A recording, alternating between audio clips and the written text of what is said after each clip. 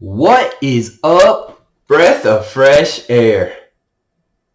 What a beautiful day yesterday was. What a beautiful day. What a beautiful day. Baseball is back. And baseball is under the microscope today. Let's get it. All right. Well, first of all, I'm Patrick, and I'll be your host today. So now let's get it. All right. So I want to start off by saying this. No shifts, no pitch counts. How is that affecting baseball?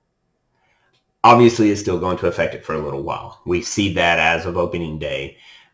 Several teams had a problem, including the Boston Red Sox, with batters not getting in the box and getting a called strike three that ended their bat off of a no pitching, which is going to be crazy because to go a little bit more in depth of this pitch count rule, the rule is that you have 15 seconds with nobody on base and you have 20 seconds with somebody on base.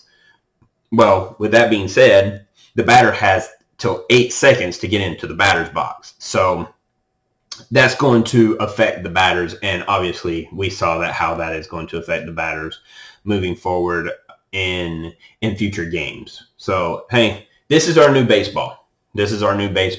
And, well, guess what? Teams and players, managers, owners, we're all going to have to, and even fans, we're all going to have to jump on board because this is new baseball. Not quite in agreement with it, but I don't see what these rules are going to affect the game of baseball.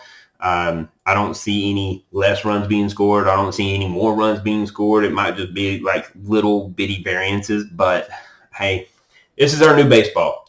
But anyway, that is not what I was here to talk about. I am here to talk about a certain game that happened yesterday between the Los Angeles Angels and the Oakland Athletics. Now, this is a very interesting game to me. Because really none of the rules really affected this game from what I saw. It seemed pretty clean and was good. But the reason why I want to talk about this game is because Shohei Ohtani brought a new aspect to the game, and I leave it to Japan to figure something out like this, because and honestly, first viewing on it, I'm kind of in favor of it. Now, is it going to bring some problems? Oh yeah, it's going to bring a ton of problems. Oh yeah, I can foresee it. But hey, initial view of it, I'm kind of on board with it, because if baseball's moving in this direction anyway, hey, let's just move into this direction, start ripping off Band-Aids and start putting it in place. Because Shohei Ohtani, as a dominant of a pitcher as he is, called his own pitches on opening day. In a 2-1 loss, by the way, which I will touch on in just a second, Shohei Ohtani called his own pitches through a pitch comm, which is a microphone that was embedded into his left shoulder underneath his uniform that talked to the catcher and told him what he is going to pitch. How crazy / maybe cool is this? Because, hey, catcher has no signs to give to the pitcher now. Hey, pitcher can call all of his pitches. Hey, we don't have to worry about, as a catcher, we don't have to worry about saying, this is what we want to pitch. No, this is what you want to pitch. No, getting called off, throwing a ball, home run. What? It's taking too long to get the pitch going. Like, hey, now we have the introduction to pitch comm in MLB. Like I said, initially I'm on it. I'm bored with it. It's the way baseball's going. Hey, it's the new baseball. It's what we're going to have to get used to. So why not? Why aren't all the other pitchers doing this now? I do think it is going to be something that's going to be implemented pretty quickly, because I do think that this will affect pitch clock. Because now he can walk around, tell him what he's going to pitch, He get up to the rubber, boom, boom, boom, done. All day long. So I think it will affect pitch count. It is going to affect the batters like crazy because as they get in, pitchers are ready to pitch now and even faster than with a pitch clock. So now the pitch clock becomes less of an issue for the pitchers, even less of an issue for the pitchers, and more of an issue for the batters.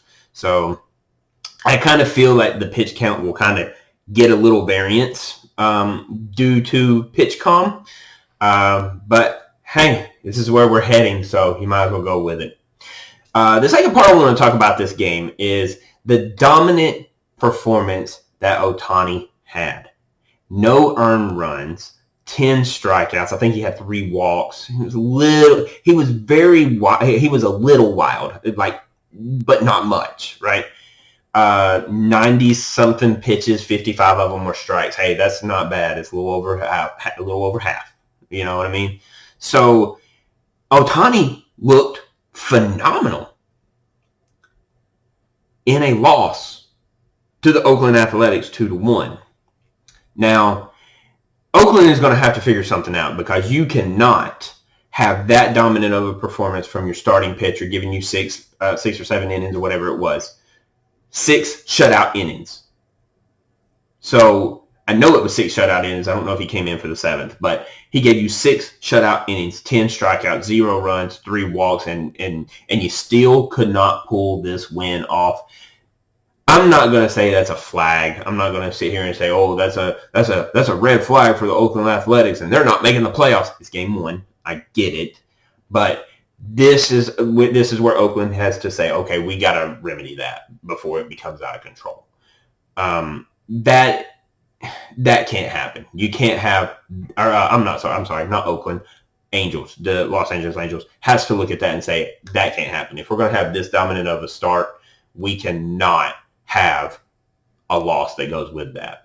So, got to get that under control before it becomes an issue. Anyway, so that's what I'm breathing on. Drop some comments. Let us know what we're doing, good, bad, ugly. It don't matter. We always love the comments, and we always love the feedback, and always respond to the comments. So until next time, see you next week.